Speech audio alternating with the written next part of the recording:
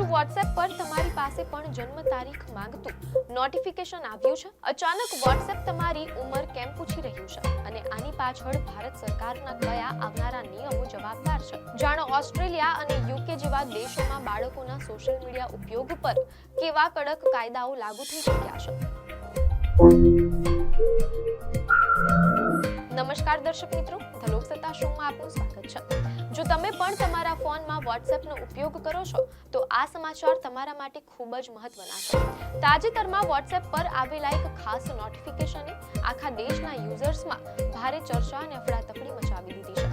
WhatsApp હવે ભારતમાં કેટલાક યુઝર્સ પાસે તેમની જન્મ તારીખ એટલે કે ડેટ ઓફ બર્થ માંગી રહ્યું છે. આ સ્ક્રીનશોટ્સ સોશિયલ મીડિયા પર વાયરલ થતા જ એવી અટકળો શરૂ થઈ ગઈ છે કે શું ભારત સરકાર પણ હવે સોશિયલ મીડિયા અને મેસેજિંગ એપ્સ પર ઓછી ઉંમરના યુઝર્સ માટે કડક નિયમો લાવવા જઈ રહી છે? શું બાળકો માટે WhatsApp અને સોશિયલ મીડિયા વાપરવું હવે અઘરું થઈ જશે? WhatsApp અચાનક તમારી ઉંમર કેમ પૂછી રહ્યું છે? ટેક એક્સપર્ટ્સનું આ અંગે શું કહેવું છે? અને ઓસ્ટ્રેલિયા કે બ્રિટન જેવા દેશોમાં ઉંમરને લઈને કેવા કડક કાયદાઓ છે? આ તમામ સવાલોના જવાબો આજે આપણે આ ખાસ અહેવાલમાં વિગતે જાણીશું. દિલ્હીથી લઈને દેશના અલગ અલગ ખૂણાઓ સુધી આજે WhatsApp દરેક વ્યક્તિના સ્માર્ટફોનનો એક મહત્વનો ભાગ બની ચૂક્યો છે. પરંતુ તાજેતરમાં WhatsAppના એક નોટિફિકેશને યુઝર્સને ચોંકાવી દીધા છે. વાસ્તવમાં WhatsApp ભારતમાં કેટલાક યુઝર્સને તેમની જન્મ તારીખ ઉમેરવા માટે કહી રહ્યું છે. મીડિયાના અહેવાલમાંથી જાણવા મળેલ છે કે આ બાબતે સોશિયલ મીડિયા પર ત્યારે જોર પકડ્યું જ્યારે જાણીતા ટેક એક્સપર્ટ્સ અભિષેક યાદવે પોતાની સત્તાવાર પોસ્ટ દ્વારા આ એપનો એક સ્ક્રીનશોટ શેર કર્યો. આ સ્ક્રીનશોટમાં સ્પષ્ટ જોઈ શકાય છે કે WhatsApp યુઝર્સ પાસે તેમની જન્મ તારીખ માંગતું નોટિફિકેશન બતાવી રહ્યું છે.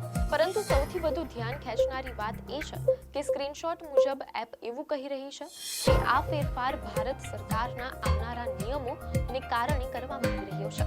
આ પોસ્ટ સામે આવ્યા બાદ ઓનલાઈન પ્લેટફોર્મ્સ પર એક મોટી ચર્ચા શરૂ થઈ ગઈ છે. લોકો પૂછી રહ્યા છે કે શું ભારત સરકાર મેસેજિંગ અને સોશિયલ મીડિયા પ્લેટફોર્મ્સ પર કમ ઉંમરના યુઝર્સ માટે કડક કાયદાઓ લાગુ કરવાની યોજના બનાવી રહી છે? હવે અહીં સૌથી મોટો પ્રશ્ન એ ઊભો થાય છે કે શું ખરેખર ભારત સરકારે એજ વેરિફિકેશન માટે કોઈ નવો નિયમ બનાવી દીધો છે?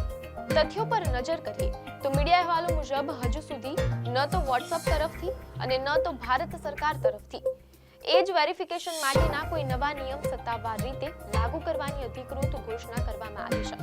આ માત્ર WhatsApp તરફથી કરવામાં આવી રહેલી તૈયારીઓ અથવા ટેસ્ટિંગ હોવાની અટકળો સેવાઈ રહી છે. જો કે યુઝર્સ પાસે જન્મ તારીખ માંગવી એ WhatsApp માટે સાવ નવો પ્રયોગ નથી.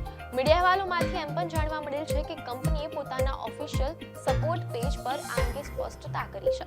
WhatsApp અનુસાર જ્યારે નવા યુઝર્સ રજિસ્ટર કરે છે અથવા કોઈ ખાસ ફીચર્સનો ઉપયોગ કરે છે ત્યારે તેમની પાસે ઉંમરની પુષ્ટિ કે કન્ફર્મેશન માંગવામાં આવી શકે છે. કંપનીનું કહેવું છે કે યુઝર્સની ઉંમરની માહિતી એકઠી કરવાથી તેમને દુનિયાના અલગ અલગ દેશોમાં પ્રવર્તતા સ્થાનિક કાનૂની નિયમો અને કાયદાકીય જરૂરિયાતોને પૂરી કરવામાં મદદ મળે છે. અહેવાલોમાંથી પ્રાપ્ત માહિતી મુજબ WhatsApp પોતાની સપોર્ટ માહિતીમાં વધુમાં જણાવે છે કે આ ડેટાનો ઉપયોગ માત્ર કાનૂની પ્રક્રિયાઓ માટે જ નહીં પરંતુ યુઝર્સને તેમની ઉંમર મુજબ યોગ્ય અને સચોટ અનુભવ આપવા માટે પણ કરવામાં આવે છે.